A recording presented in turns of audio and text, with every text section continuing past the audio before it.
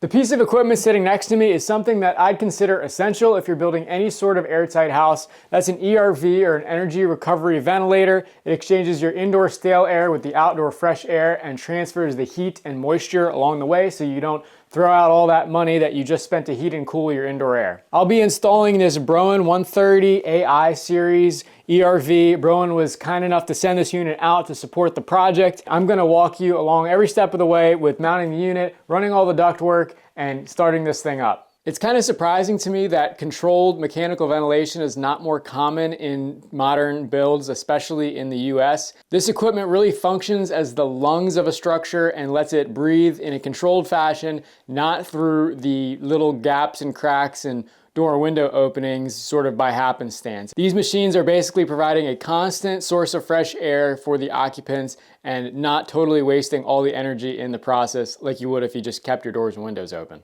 Before we get started hanging the unit and running the ductwork, I wanted to just overview a little bit about all the thought that I put into where the unit was going to be, how we were going to duct it, and a whole bunch of other considerations before actually selecting where the unit needed to go. Even though our utility room is a pretty good size, we have a limited space to work with when it comes to running ductwork in the floor platform to enter into the living space. So I really had to think through how this was going to integrate with our main HVAC ductwork as well as our whole house dehumidifier ductwork, which is going to be in a separate video. I also considered things like being able to access the unit to change the filter easily, where my intake and exhaust were going to be on my exterior walls, and where the intake and exhaust were going to be in the living space. Originally, I was going to mount it right in this corner on this wall. That's why I put the intake for the outdoor air right there and the exhaust up there in that joist bay. The distance of those holes with that wall coincided with the distance of this port from the back of the unit where it would sit against the wall. However, there has been a slight change of other mechanical systems,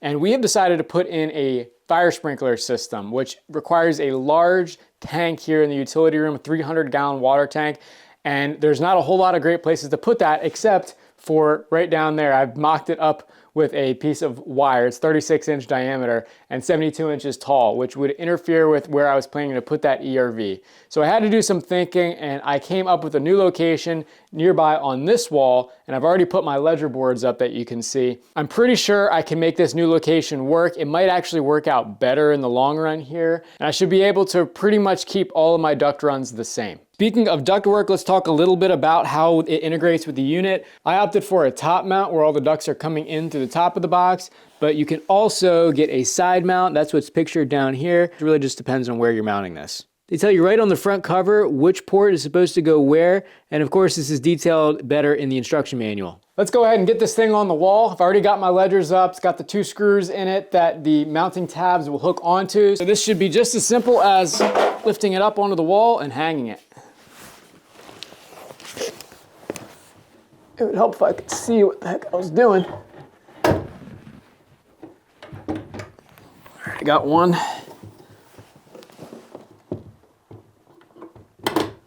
All right, there's the other one.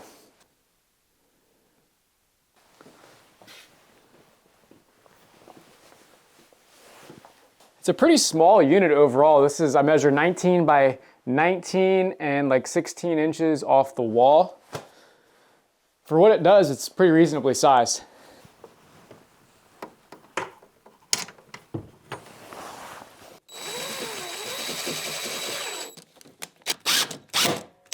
Now for the hard part, which is running all the ductwork. In the manual, they give you a nice diagram of which port goes to where, and there's the same diagram on the front cover of the unit. I labeled mine with numbers for which runs that I need to duct first. I made this little sketch representing the back wall, and this all matters because of just how these are going to layer over top one another on the wall, and I want to do the ones against the wall first. The first run I'm going to do is actually number 2, this back right corner. That is the fresh air to the building. There's a number of different philosophies for where to run the supply from the ERV and the return for that matter. You can do fully independent systems. You can do where the ERV supplies the return trunk of the ductwork, where the ERV supplies the supply trunk of the main ductwork. The gold standard is to fully independently duct the system if you can. This would be taking returns from dirty air places like the kitchen, the bathroom, and putting the fresh air supplies into places like bedrooms or living rooms where you're going to be spending your time. However, this assumes that you have a ton of room to run all that ductwork and that everything's open, such as if you were in an unfinished basement situation. While we do have all the walls open and the ceilings open, I had thought a lot about this and I really can't do the independent duct run. The runs are just way too long, and the duct sizing I would have to use to get to the other end of the building to get to the living room, it would just be too large and just not really worth it. I really tried to make the fully independent ductwork approach work because I knew that it was the best option, but I consulted with a few other folks that are really adept at HVAC, such as Ross Trethaway. He is the This Old House engineering consultant, and he took a call with me and basically explained to me how his personal ERV is set up in his house.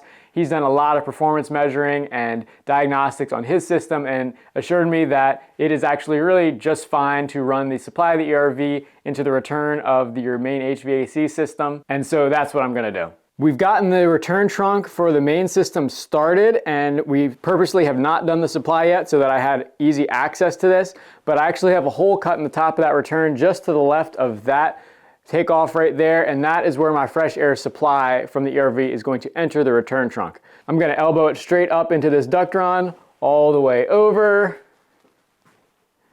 and it's going to come straight down into that back right corner port. One of the main advantages of running the ERV supply into the return of the main trunk is that if there's a big temperature difference between indoor and outdoor air, that ERV fresh air is conditioned by the main air handler before entering the space. No ERV is perfectly efficient at transferring energy or heat from the outgoing to the incoming air. This unit is at its most efficient, about 70%. So there is an energy cost to running an ERV or any sort of mechanical fresh air equipment, really as there is with any other appliance. But I feel the benefits to fresh air and indoor air quality and health of the building outweigh that small energy costs. I definitely want to analyze the energy impacts of not only the ERV, but also our whole house dehumidifier and our heat pump. So I'm going to be installing eventually a energy monitoring system with little amp clamps that go around each supply wire, and that will give me a report basically of where all of our energy is going and figure out how we can optimize that in the future. Let's get started on this first run. I got to put a takeoff up there similar to the one right next to it for that return branch. This is the pipe I'm going to be using. This is a 6-inch galvanized 26 gauge pipe. It is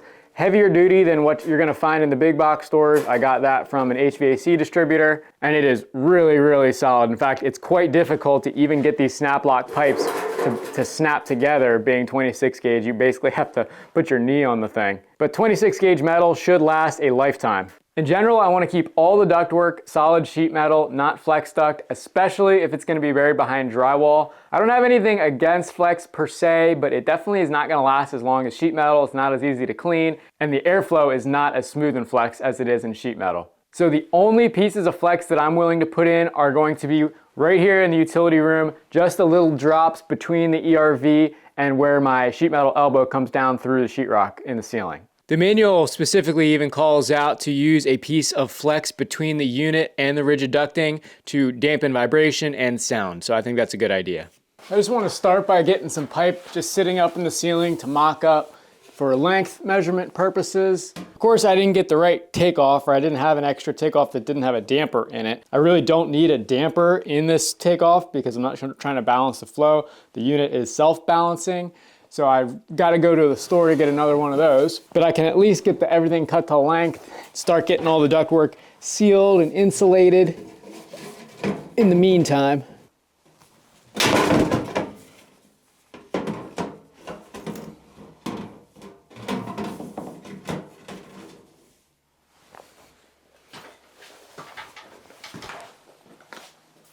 These ducts have been sitting around a little while, so I'm gonna give them a good wipe out with a dry rag to get any sawdust or just construction dust out.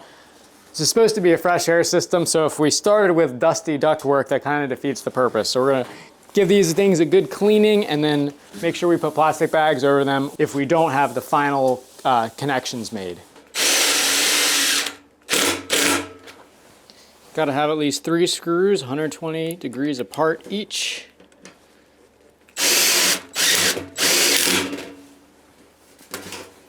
Keeps the elbow from rotating. I actually just flipped that elbow around to the other side of the duct because of the direction of the airflow. I'm trying to not go against fittings when I'm putting them in, so the air should be coming this direction. These tapered ends of the tubing do kind of hang inside the duct a little bit, so if there's air coming against that, it creates a little bit of turbulence and impacts your airflow. So in general, I'm trying to keep it, you know, smooth in the direction. It's not always possible 100% of the time, depending on where you're at in the duct system. At least one end of the run is gonna have to go against the flow, whether you're at the trunk or you're at the register, but in general, trying to keep the joints aligned to the same direction as the airflow. Just gonna get about a 10-inch extension on one end.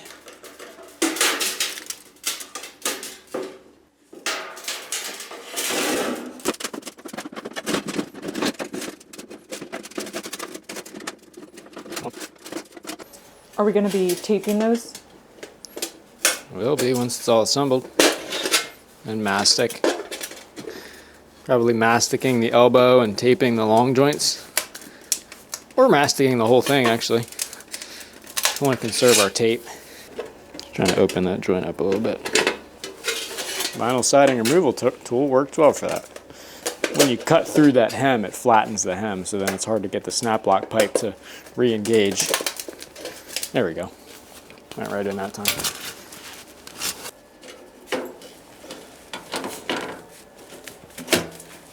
Georgie, you gonna help?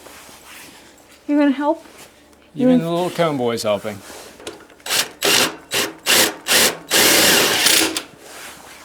What was that? Are you cold? Go lay in your bed.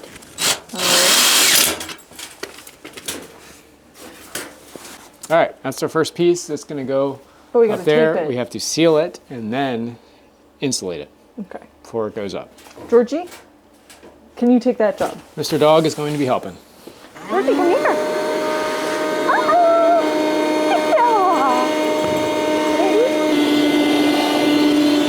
Uh-oh. That looks like a lot.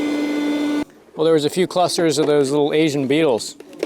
Up there? The ladybugs. Up there? Yep. Oh, It's not going to be good. Not that big of a deal. Should we tear all the insulation out? No. Before we get the mastic out to start sealing that guy, I'm gonna switch gears just a little bit and get another run started so we can seal more than one at once. The next one we want to do is our exhaust, our return from the building, which is going to be coming in this joist bay right over here, down, over, and then down into that far back left port. So the fresh air to the building is the back right port, gonna come up in this joist bay. Exhaust from the building, we're gonna do a central return and take it in this bay here. How the return air comes from the building to the ERV is another topic of discussion. We're gonna be doing a central return for the ERV in the hallway. It's going to be right next to the dehumidifier central return as well. A lot of that is due to framing considerations, and again, because the run down to the other end of the house is so long, it really didn't make a lot of sense for us to do the independent duct for the return. It is possible to run an ERV as basically a dedicated full-time bath fan. It replaces a traditional exhaust-only bath fan that you would otherwise have in there to get rid of your shower moisture is the main thing. But for our one bathroom upstairs, we decided just to go with a traditional bath fan. It takes all of the extremely high moisture shower air just straight out. It doesn't have to pass through the ERV core, although the ERV is rated for that application. Anyway, that's our dehum return. We need another hole in that bay, a 6-inch hole to accommodate our ERV return, and they are going to be linked in the stud bays upstairs with a common grate, but there are going to be two separate returns, one for the dehum, one for the ERV. That way they can basically operate independently. Here's my little cardboard mock-up. I got a pipe in the way over there, so I need to keep this fairly high in the cavity. So I'll go just beneath.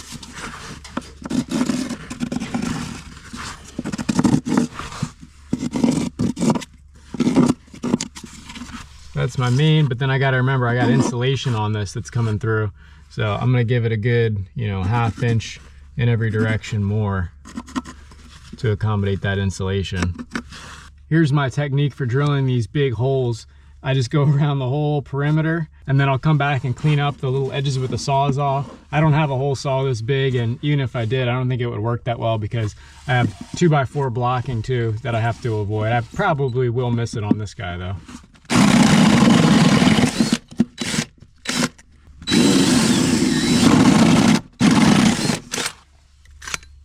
Spider bit just makes it so easy to drill these little holes. And there went the last one. See, I did have to get through some of that 2x4. That would be especially tough with a normal large hole saw, because once it gets through this and this gets loose, it loses its pilot. And it wouldn't have been able to carve through that very well. I'll do one more right here. Now I'm just gonna shape this up a little bit.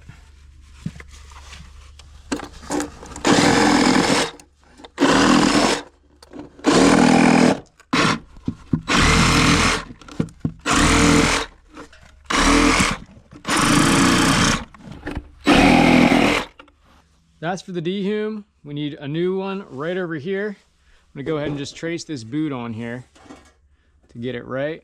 Then I'll use our spider hole saw, drill 2, and then connect them with a Sawzall.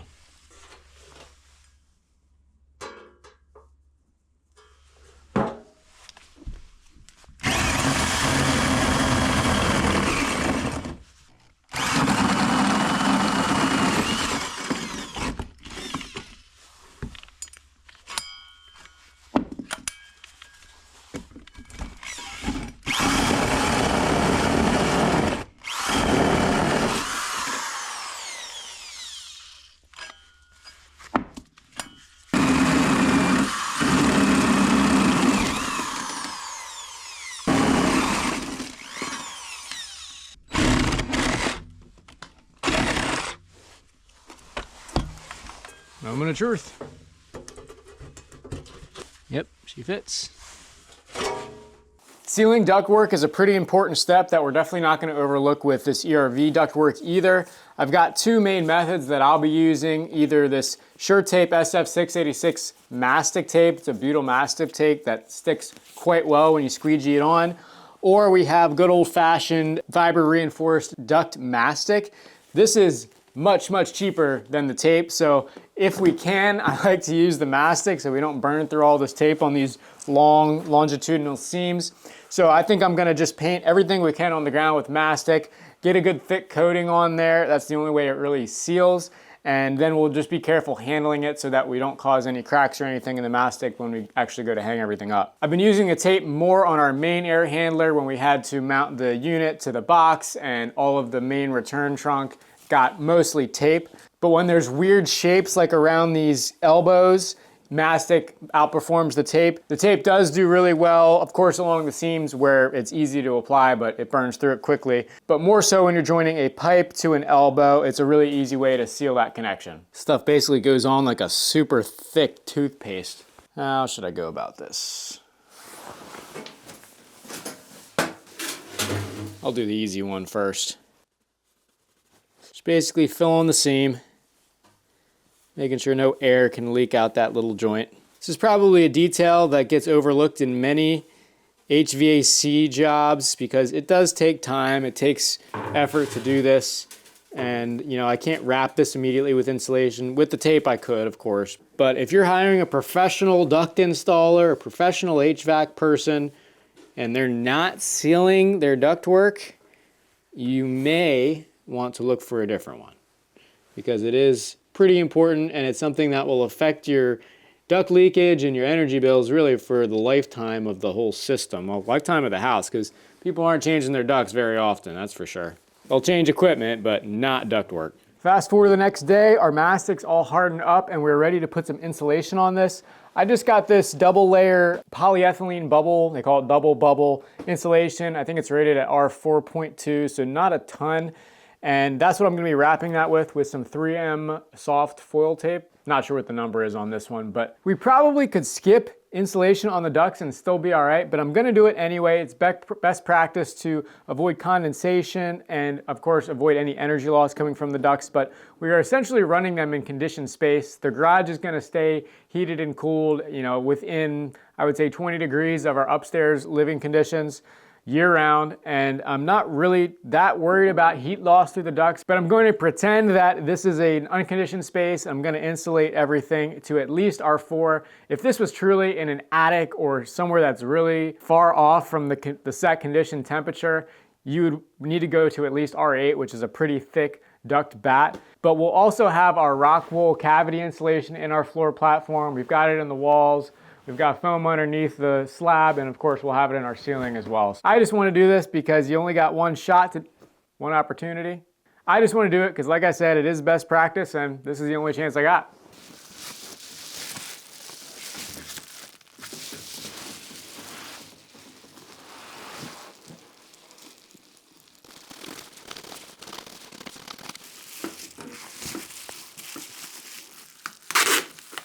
Kind of like wrapping a present. Giant silver hot dog for Christmas coming right up.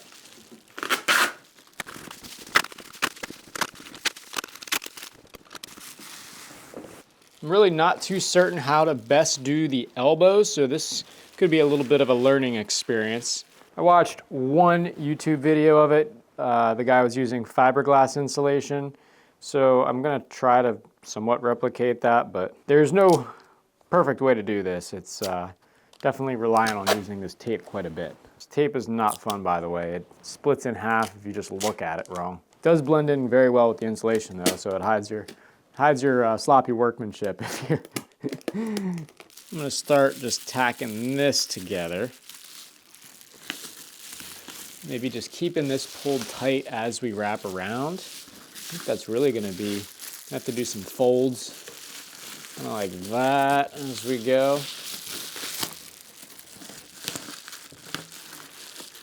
Yikes. Not the most beautiful thing I've ever seen, but we might have to make that work. I'm not quite sure yet. This one's gonna be a little bit of a learning experience.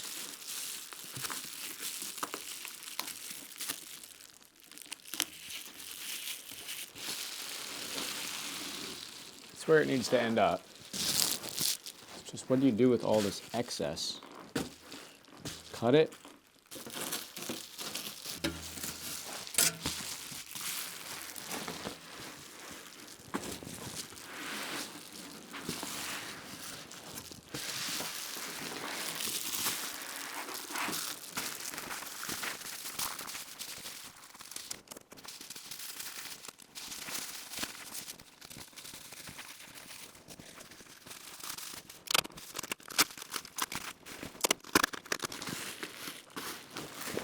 All right, there's our first elbow. Not awful, I don't think. A little bit loose here in the very corners, but I think I can tidy that one up on the next go around. I left a little bit of slack here at the end because we still have to put our reducer cone on, and then that will be a piece of flex duct. So I'll tape the flex duct insulation to this insulation, and I'll be able to peel this back to screw the reducer cone on.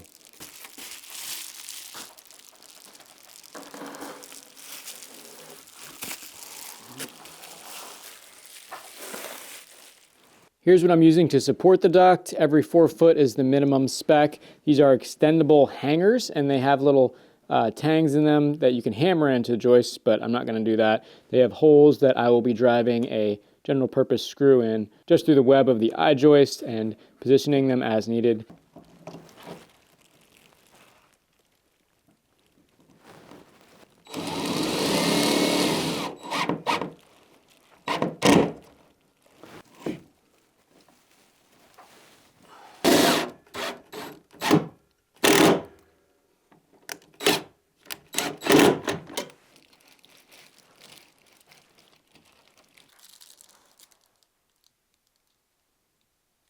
One screw right through the middle holds the duct.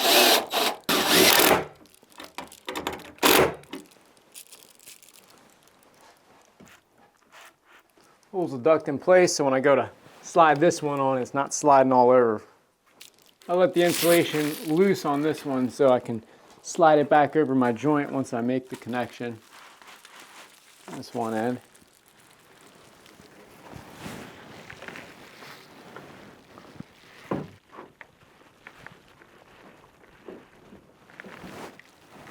There we go, slid right on.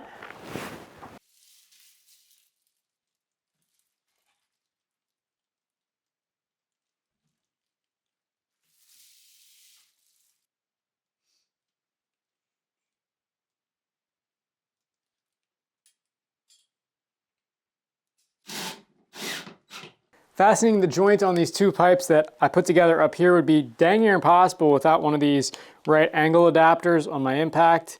I specifically like this Milwaukee one because it's really low profile. It's a lot lower profile than like the DeWalt ones that I've seen. But it lets you get way up in here and get that screw as close to 120 degrees from the other screws as possible.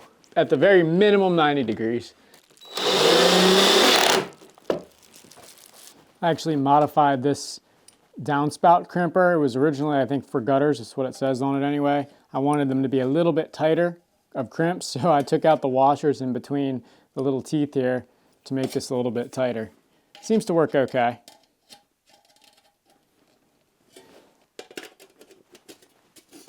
Went to the supply house today to get this takeoff that I needed, as well as a few other things, some more elbows, and now I have this all dry cut. None of it's fastened yet. I'm going to fasten it, seal it, and insulate it on the ground, and then put this little leg in one piece, and then the ERV supply will be done. That is except for the last bit that goes down to the ERV itself. That'll get the 6 to 5 inch reducer and then a short piece of flex. And I'm gonna do that after I get sheetrock up on the ceiling, because we need to put the sheetrock up over top these stub outs here. So I don't wanna connect it all up just to disconnect it later. Next, I gotta cut this return pipe to length. I think the easiest way to do this is going to be to mock it up. So I have my boot that's gonna go up through the floor, that 8-inch oval hole that I cut. And this looks a little bit funny, but it's got an 8 to 6 inch reducer on it because I'm only using a 6-inch pipe. Could have probably used a 6-inch oval to a 6-inch pipe, but I wanted a little bit of extra airflow from the 8-inch oval because this is a weirdly shaped boot and it causes a good bit of restriction. So the more air, the better, I thought, coming around the bend here. And then it will go down to the 6-inch pipe.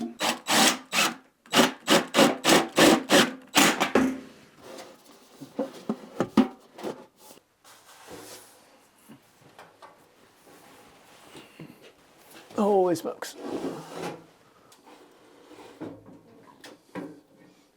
Okay, I'm hitting the other piece. And yep, it looks like I'm gonna have to cut off about a foot. This one doesn't have to be as exact. This piece here is still free floating right now, and it's just sort of stubbed out where I think I can make that diagonal run over. So that pipe is gonna be coming straight down into that back right outlet.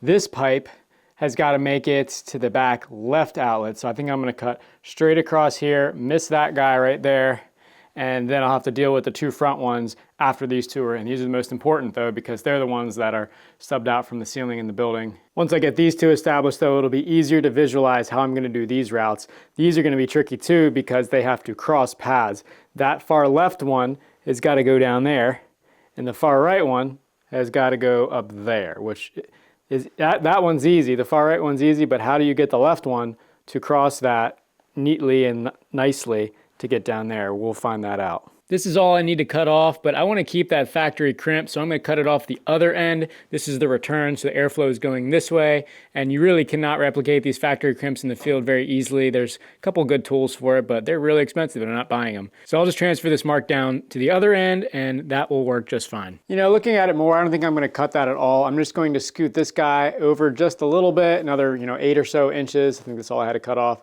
And then I'm going to elbow it down, bring it towards the ERV. Probably have to do another elbow over to get around this guy coming straight down. And then I'll just run that little piece of flex right off the 5 to 6 reducer coming straight down here. It might have to make a little bit of a bend, but I think that'll be just fine.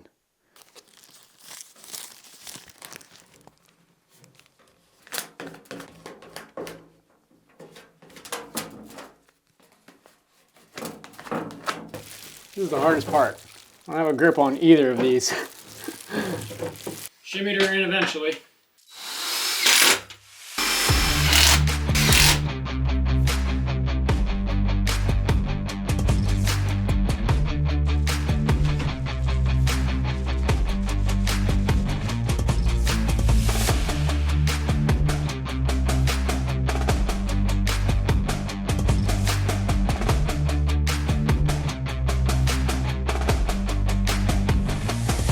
I feel like I'm ready to board a submarine with this thing.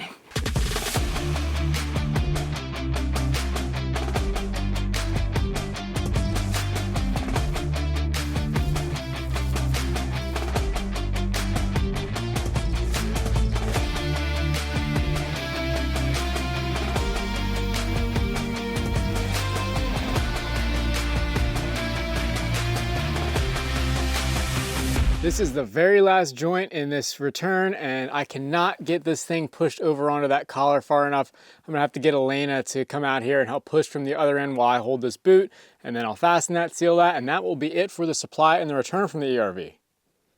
And just like that, the Duct Angel has arrived. I flew in. Yep, she's gonna go ahead and push that thing, and I'm going to fasten it on the other side. Push. All right, she's on. This thing is a lifesaver. Without having this removable liner on the back of this tape, it would be darn near impossible to get this to be a clean install. Get it all lined up exactly where I want it. Basically pull the backer out from underneath of it. Squeegee it down. And this is actually mastic tape. So there is a thin layer of mastic applied to the back of the foil tape. It does a really nice job sticking long term. I can't imagine this would ever dry out or peel off like some of the cheaper tapes out there would. This is definitely a little bit of an expensive tape. I want to say it's over $30 a roll, but worth it for the long term if I want this to hold up. With the duct sealed, now I just got to seal the insulation and we'll be good to go here. All right, I'm an idiot. I got all of that fastened and sealed and insulated and insulation sealed over there. Then I came back in the utility room and realized I forgot to tell Elena to orient the pipe downwards. And this is what we have. Just slightly off kilter there. So I'm going to cut this back apart at one of these, probably one of these joints in here, and straighten that thing out. Well, that was really tedious, but we're done. It's fixed. The thing is hanging down straight now. The boot is in on the other side. We're all sealed. These two runs are done. Now I need to focus on the third or the fourth run, which is going to be going up to that corner there. That is where our exhaust to the outside goes. So similar to these other two, it's got to come in from the outside and then 90 down. Then I'll deal with the final connection after we get sheetrock on. Ever seen an HVAC donut? This is a new flavor they just came out with. It's called galvanized steel. It's pretty yummy. And I need one of these elbows, so it's time to bite in. And look at that. It's filled with air. Oh, come on. Safety first. Or is it safety third? Can't remember the saying. This 26 gauge is definitely quite a bit harder to work with, harder to cut, bend, everything else, but I just love how sturdy it is. Just feels so much heftier than the 30 gauge.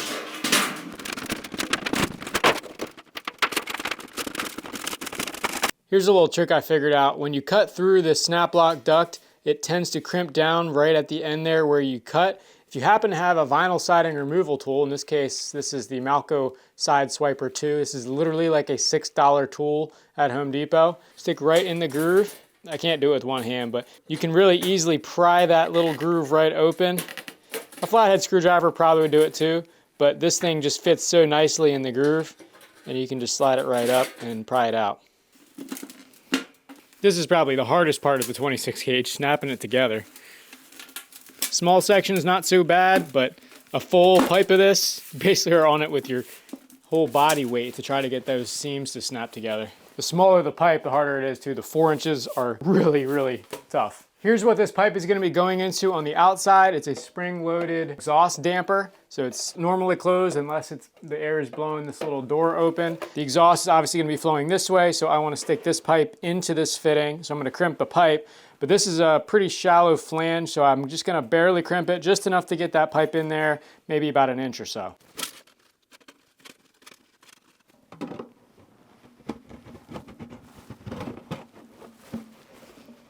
Yep, that'll work. Now time to test fit it. We have a whole video on preparing for siding where we drilled these holes and made the PVC mounting blocks. I'll link that in the top right.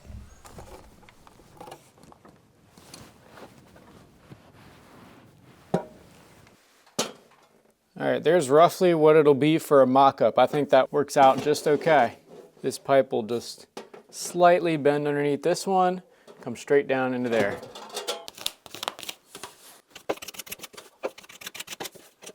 Here's the mounting situation up close. Don't mind this ugly hole. I found out the hardware that a 6-inch pipe will not go through a 6-inch hole saw hole. It is just too tight. So I had to take my Sawzall and grind off a little bit off the edge of this whole perimeter. That's why it looks so ugly. But I'm going to run a nice bead of Lexel around on that pipe to seal up right at this interface here. I'm going to do the same thing on the flange, that when I fasten it with some little GRK cabinet screws, low profile screws, I will also have a seal around the perimeter here at this block. Then it'll get capped off with this mounting, I guess, escutcheon is what you could call it. I made it out of some scrap PVC and I routed out the back where the flange needs to sit. So this will sit flush up against my mounting block. For the heck of it, I'll probably seal this guy to the mounting block as well.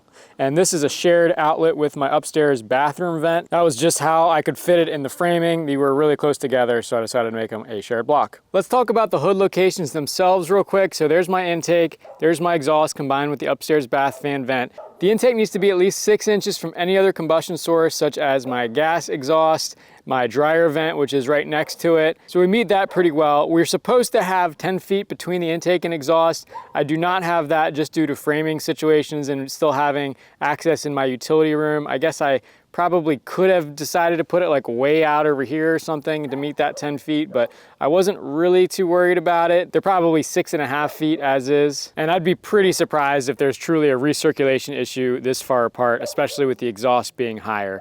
I'm glad that these other two exhausts are higher as well because they are hot air, they will rise, and thus that air will not tend to accumulate near my intake, which is low.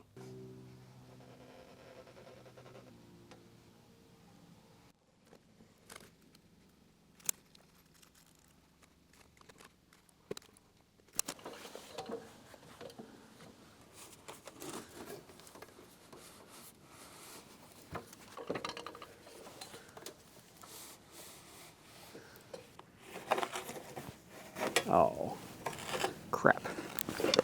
Just forgot I got Lexel all over the back of that flange. I'm using GRK cabinet screws, 2-inch. They're really low profile head screws, similar to a roofing nail. That'll keep it from interfering with my cover plate here. That Lexel is really sticky stuff. I had to make sure that this was nice and square before I put these screws in because it did not want to move after the Lexel touched.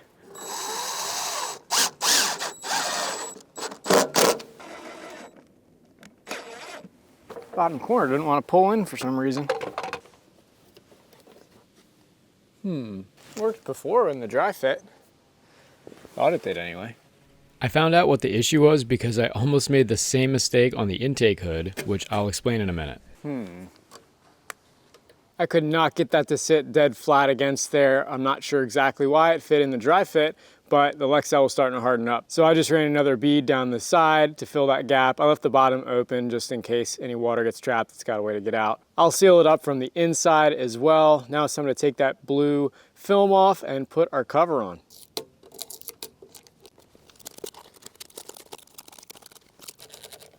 Plastic wrap is my worst enemy.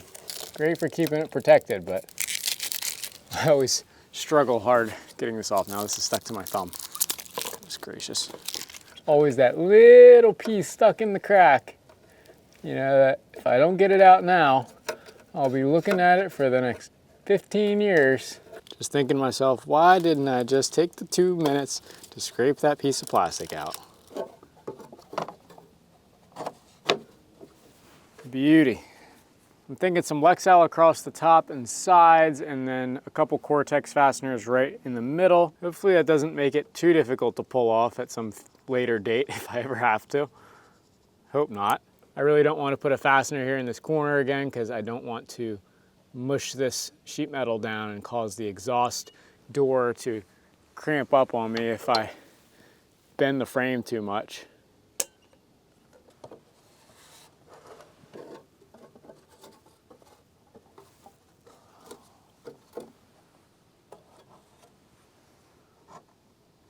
It's got Lexel on the siding. Great.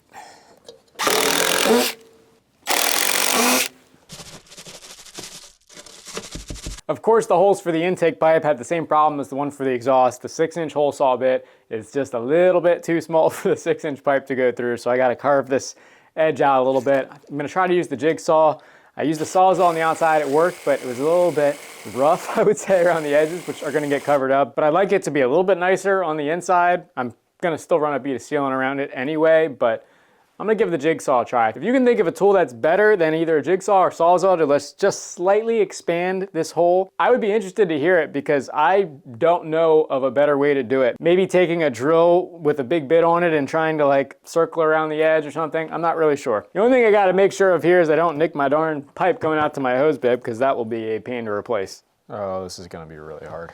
It's gonna wanna kick back on me.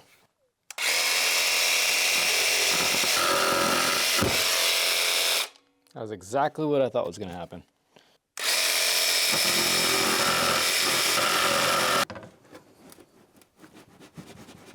Yeah, I think that'll work.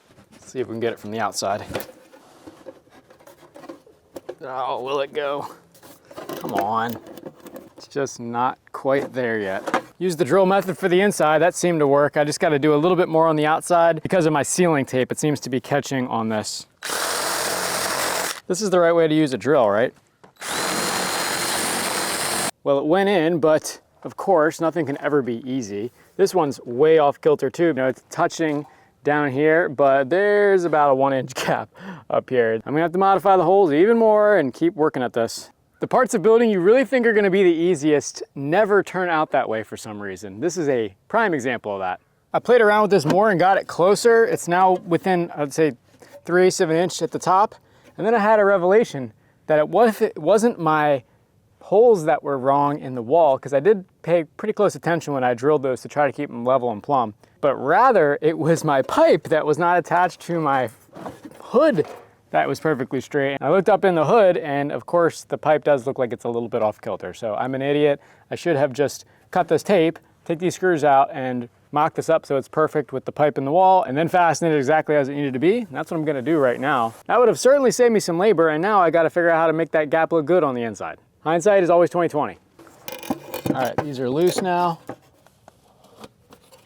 Oh yeah, that was the way to do it. Oh my gosh. Life lessons learned the hard way, as I say. Gosh. And it was undoubtedly the same problem for that one up there, but no fixing that now. Perfect. That is what we're looking for. Snug as a bug in a rug.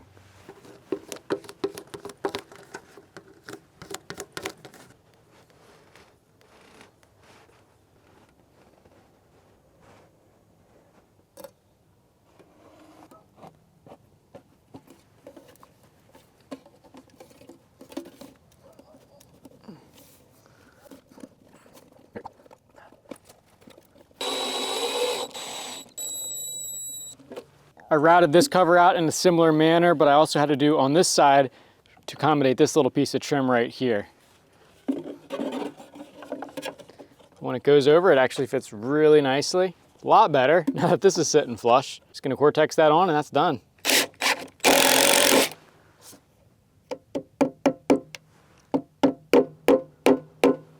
I'm gonna call that a wrap for the outside work. Glad to have all the temporary covers off the back of the house. On the inside, now I have all 4 stub outs within reach of the ERV, and that is a good thing. I did run a small bead of big stretch around this one where it comes in. Once you put the insulation on, that'll butt right up to that and hide that white sealant. Wow, you can really feel the heat escaping through this hole. That reminded me of something that I was thinking about earlier. I didn't know if I needed a backdraft damper from where this intake comes in to keep, outdoor air from coming in when the ERV is not running. And upon inspecting the unit, I realized that there's actually a backdraft damper built into this. It's a motorized damper, so it's got this little servo here and there's a gear ring. You can't quite see it because of the lighting. But obviously when the ERV is not in use, that's closed. And when it turns on, it opens right up. Here's a better look at this while we're in here. This is the cross flow core, so air is going this way and this way, but they're separated by a bunch of little layers so that the heat and moisture transfer, but the air streams don't actually touch. And there's 2 filters. Looks like there's an intake and an exhaust filter. This being the intake, it says you can wash and vacuum it out. Recommends once every 3 months. MERV 13 is what this looks like. The rating is 2, so you're filtering out all the pollen that's coming in through the outdoor air. And then this filter is before the exhaust air leaves the building.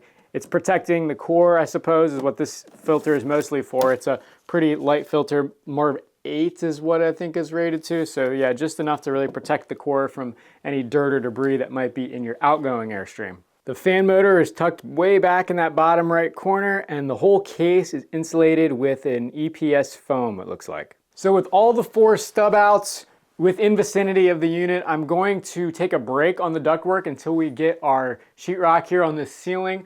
I want to keep this corner open for access, not only to get the sheetrock up there, but so the finisher can actually get up there and deal with all of the seams that are going to arise from cutting around all these penetrations. But what I can do in the meantime is finish my electrical work for this ERV. It's extremely easy. I already ran my low voltage cable up to where my main thermostat control is going to be in the house. This is an 18/8 thermostat wire, and somehow, I have no clue how, but I left myself enough slack that it will reach the side of the unit on the far side where the electrical connections are, because I originally planned, like I mentioned before, to put the ERV like right here, and so I really was not needing to leave myself that much slack, but I had some extra left on the spool, so I was like, yeah, I'll just leave some extra, and thank gosh I did, because now I can reach where this is. I don't have to splice this wire behind the box. And then the only other electrical work is actually just plugging this ERV in, and it does reach my plug that I put over here again, because I thought the ERV was going to be over here. But I think I'm going to run another wire back to like right under here,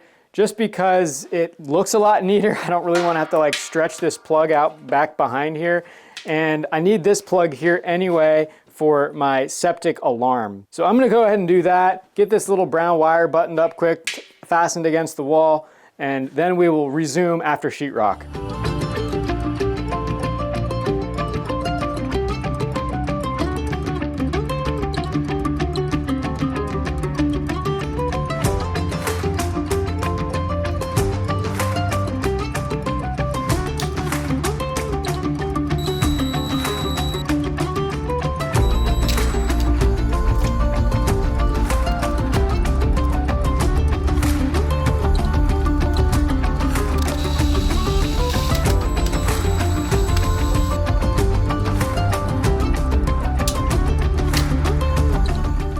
These are the 2 oval pipes for the dehumidifier and the ERV. I'm going to be sharing a grill for this. It's going to span both of these stud bays, but it will have 2 separate ducts for each of the pieces of equipment. Here's what the stack boot looks like up close. 8-inch oval coming into a 6x14 rectangle, and there are these little flanges that flap out and gives you a 1/2-inch reveal so that the drywall comes out flush with the edge of this boot, and you use these little holes to nail it to the stud. This is return air, so air is going to be flowing into it like this. Therefore, I want to crimp this boot into the oval so the crimp is in the same direction as the airflow and keeps things smooth. I'm going to set these all at 12 inches above the subfloor so they're nice and even all the way down the hallway. There's 4 going down this hallway, so I'd like them to look somewhat like they were planned at the right height. This is just sitting on top of the oval pipe now, which of course I've covered with a plastic bag to keep insulation, dust, and crap out of there. So it looks like I need to take about 2 inches off this before I crimp it. That way I can get it to the right height, same as this guy.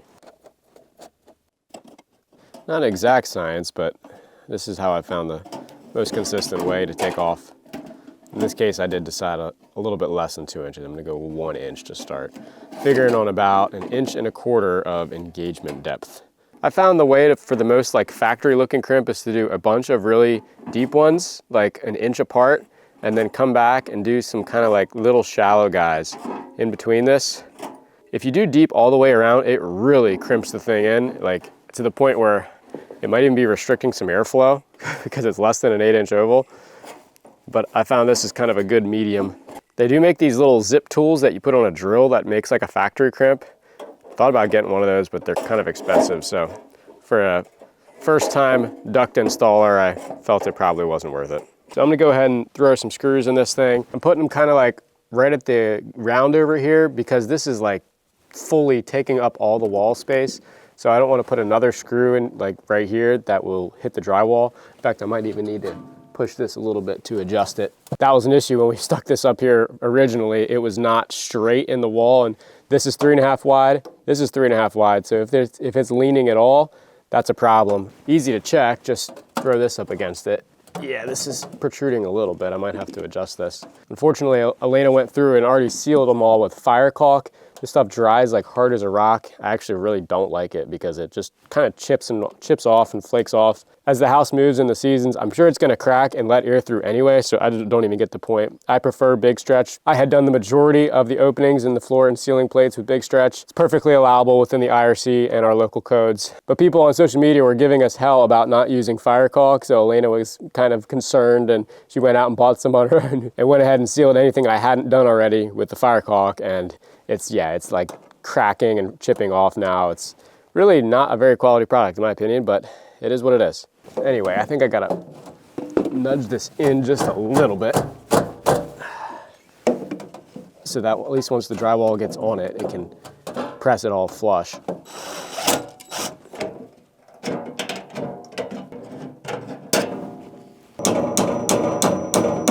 These are just little trim nails left over from some exterior work. Nice and low profile, shouldn't get in the way. Trim that back because we got one coming right up next to it. All right, to get this thing to work, I did have to put a fastener in this one side here just to keep these two from separating. That'll be able to get pushed in though when the drywall gets on there. It's pretty light force. I don't think it's gonna cause any issue with the drywall. Just not ideal, that's all. All right, we gotta seal up with this tape, the old trusty SureTape SF686. It's my go-to mastic foil tape.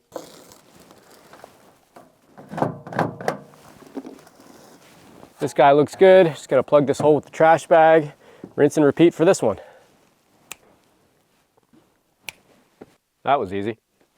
Fast forward a few months, we have drywall and paint on the ceiling in here now. We are finally ready to get this guy hooked up and get it running. The first drop I'm gonna focus on is the easiest one by far. It's literally going straight down to this back corner right here. This is a 5-inch outlet, and these are all 6-inch ducts. So I'm gonna be using these guys. These are 6 to 5-inch circular reducers. In this case, the airflow is actually going this way. This is the fresh air return to the building. So you wanna keep those crimps in line with the airflow. So I'm going to crimp this reducer here so the air is going in the same direction as the crimps are facing. Then I'll use a 5-inch flex drop, just about 2 feet or so, to come down to the unit.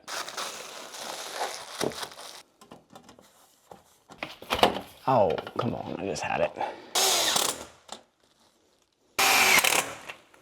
Here's my 5-inch quiet flex duct. I'm only using flex duct here in the utility room where I can replace it. There's no other flex duct anywhere in the whole HVAC system, just to isolate the vibration from these two pieces of equipment to keep them from resonating throughout the whole house. I'm curious to see how much the main air handler does with that, because it does not use flex duct to the main trunk connections, except for just a little piece of canvas connector for the supply connection that is flexible.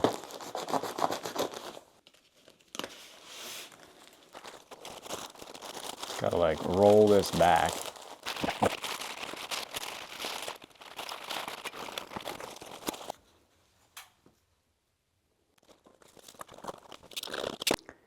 First connection is airtight with the help of our SF686. These connectors do have a little flare at the end to have you put a strap around these, but I don't think that's really gonna help much in my case. I don't have the same sort of mechanical feature here for that to work, so I'll be pretty reliant on this tape, but it is really nice quality tape. And of course, I'm running low on it. This is all I got of a $50-something roll, so I'm gonna reserve the tape for just the flex duct connections, and I'm gonna use some regular old duct mastic for these connections. You can see a little bit remaining from where I had done the initial ductwork, but I'll paint over all these seams and screws and everything with the mastic before folding this insulation back down and sealing it. The next connection I'm gonna tackle is that guy to this outlet right here. According to the instructions and this nice little diagram on the front, this front right outlet is the exhaust air to outside. So that's that hood outside the building. I'm just playing around with some mock-ups here. It's gonna be a little bit weird, I think, to do this one. I really don't have much vertical space between the outlets. After I get these two elbows in here, this elbow would be connected up there, and this whole assembly would move up, and I just have a short piece of flex duct there. I think that's what I'm going for. I'm gonna have to find a way to like support this piece of horizontal ductwork, either a bracket off the wall or hanging from the ceiling. And I'm looking at this next one here already. I think that one's gonna have to go to this back left corner. I might just put an elbow there with the reducer and then do like a long piece of flex and like a large radius. Flex is not good for making tight radiuses, but I think I can make that work with just this 5-inch flex. It's gonna be like probably a 36-inch radius. That'll probably be easier than trying to do rigid pipe all the way and then just do a short drop of flex. And on second thought, I think I'm gonna do this other one first. This being the return from the building, the air is gonna be going like this, so I'm going to crimp the one up here on the ceiling and slide the elbow over top of this.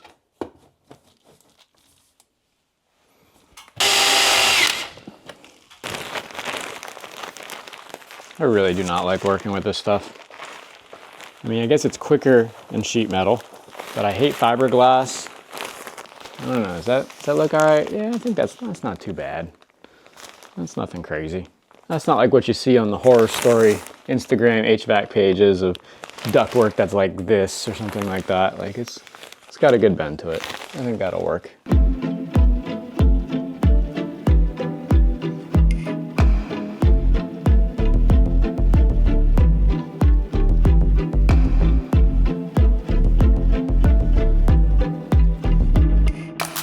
I just did a little dry fit of this piece up there and it fits pretty nicely. It doesn't seem to be too far in the way of this one. They're almost touching right there, close to the bend of this one here, but it's not, so that's good. Before I get that up permanently though, because I'm gonna need to like make some supports and stuff, I'm going to get this one sort of roughed in. This is the intake where the fresh air from outside comes in. For many months, we've had our RV electric coming through here, which I just pulled out and put through a different hole in the foundation so that we could get this all connected. You're gonna laugh at this.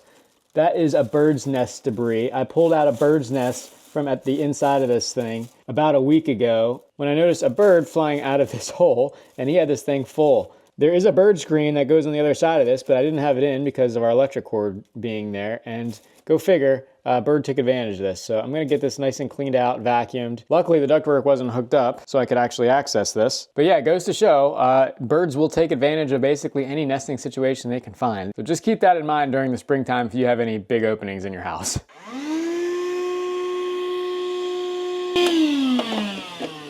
Can't forget to give it the old dusteroo.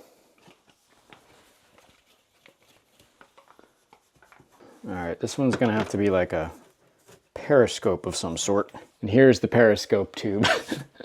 All right, that is barely standing up there by a thread, but you can start to get an idea of what we got going on here. Got this one up here mocked up, just have like another like 6-inch piece of flex to connect those things. And then I think I'm gonna get a 5-inch elbow to make this turn and then put a flex this direction, just because that's a pretty tight turn to make for the flex. So a metal elbow will do better there for sure. Mastic is definitely nice for these like really awkward and hard to reach areas, but I definitely prefer the tape. In a couple instances with the main branch ducting on the heat pump, I saw some of this mastic after it was dry. It really easily flaked off. And I think that's because there's a coating of like some light oil on the metal just to keep it from rusting on the shelf. So I'll use it like in situations like this, better than nothing for sure. But for most of the ductwork, that's why we use the mastic tape. It just seems like it's gonna work and hold up a lot better in the long run. Trying to coat this thicker than you can see through. That's the approximate mil thickness that it's rated for to do its job. It can't just be a light little brushing. I've seen some quote unquote professional HVAC jobs where they just like smear it on there as quickly as possible, and you might as well have just colored it with a marker or something. It's so thin. We're all sealed up there. Gotta just let that dry, and then I can wrap this fiberglass up, pull that down, tape it all together, make sure it's nice and neat. I went out and got this 5-inch elbow for this outlet here for the intake. The exhaust comes straight down here, so I'm thinking I can get the flex to come out and then take a little bit of a turn, maybe like a 30-degree turn or so, and come into the horizontal piece that's here, have like a 2-foot piece of flex. If that doesn't work out, I'll just have to get another one of these adjustable elbows to make that turn a little bit smoother. We'll see how it works. It'll be a lot easier to seal and insulate these guys off the wall, so I'm gonna go ahead and do that. I love when things happen that easily. This mastic is dry now, so I'm going to wrap all this up, get it nice and tidy, and then we're ready to put these last runs in. That came together nicely, and I can finally get this thing in permanently. This is a pretty decent chunk of ductwork, so I definitely am gonna need some support under this, using this piece of tape as a temporary prop, tape roll. Well, I thought I was gonna hang this, but I think I have a better solution this oddly shaped piece of metal. It doesn't look like much, but this is going to be a wall bracket of sorts.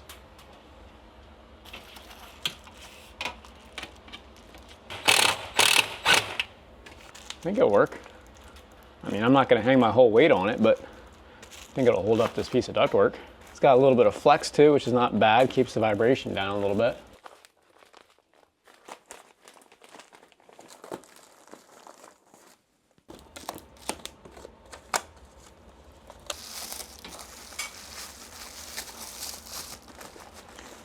Look at the other side, batten down.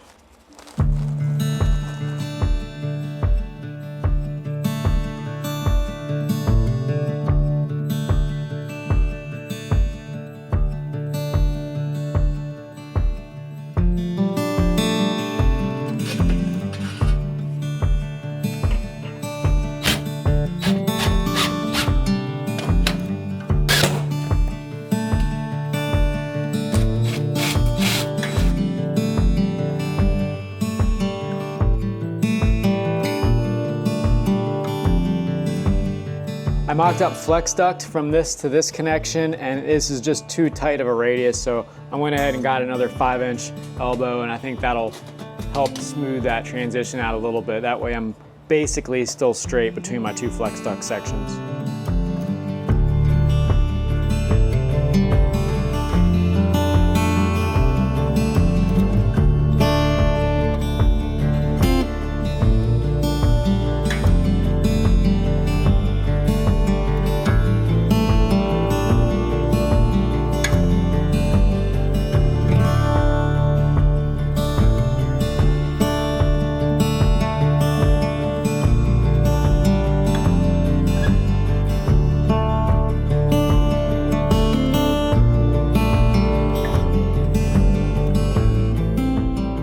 And here it finally is, completely connected up, ready to start. I'm gonna break that out into a different video because this has been a ton of footage getting all this ductwork done and getting this thing all connected. In that dedicated startup video, I'm also gonna talk more about the Overture system. That is sort of the smart indoor air quality monitoring that connects in with the ERV and our Broan bath fans and our range hood. That's gonna be kind of a whole nother project on its own, learning that system and getting that all set up. But frankly, this was the hardest part for sure, was doing all this ductwork, especially for someone that has literally never done ductwork before, trying to really think about how all this is gonna go together and make it neat and tidy and organized, making sure we're not violating any best practices or anything like that. So I'm glad that it is finally done. Stay tuned for the next video in the ERV saga when we actually get this thing running.